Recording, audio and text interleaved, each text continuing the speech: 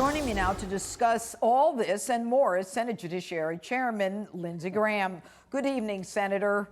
How do you feel about Judge Sullivan and what he's doing? Yeah.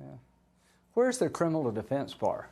Where are the Criminal Defense Attorneys Association of America? They should be coming to General Flynn's aid. I've been a military prosecutor, military defense attorney, and a military judge. I've never known in my legal career entertaining punishing a defendant when the government wants to dismiss the case. This is what Judge Sullivan is contemplating, punishing General Flynn when the government wants to drop the charges. Justice should be measured, not vindictive. This speaks of vindictive justice. There's no place in America for this, and I hope Judge Sullivan will not go down this road, and I hope other lawyers will speak up on behalf of General Flynn, because you're turning our legal system upside down.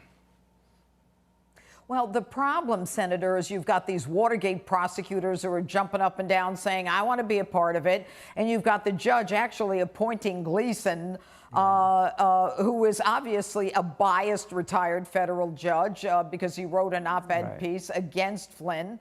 I mean, there is no fairness in this at all. None.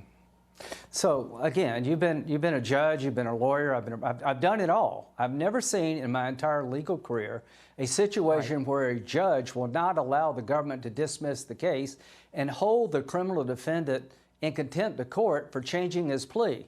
Hey, Judge Sullivan, there's people all over this country get screwed by cops and prosecutors. And when you get a good prosecutor to try to fix things, don't make it hard on the defendant. The idea that General Flynn would be punished because the government wants to right a wrong is unbelievable. It will do damage to our legal system. And again, I would ask every criminal defense attorney out there to speak up.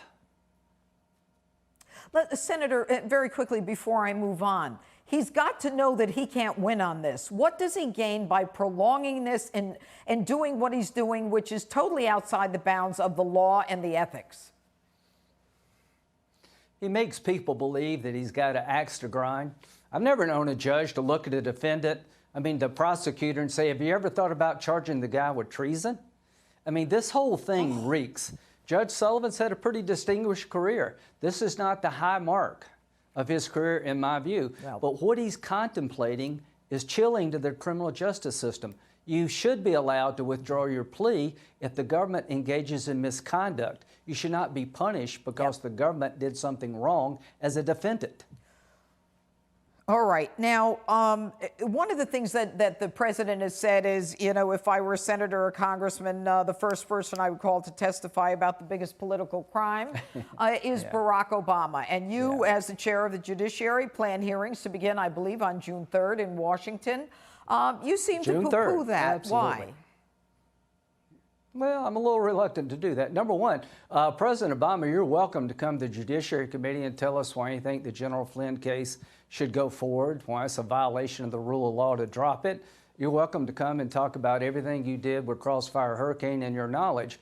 But here's what I would say. If Nadler and Schiff tried to subpoena President Trump to go to the House, the president would say no.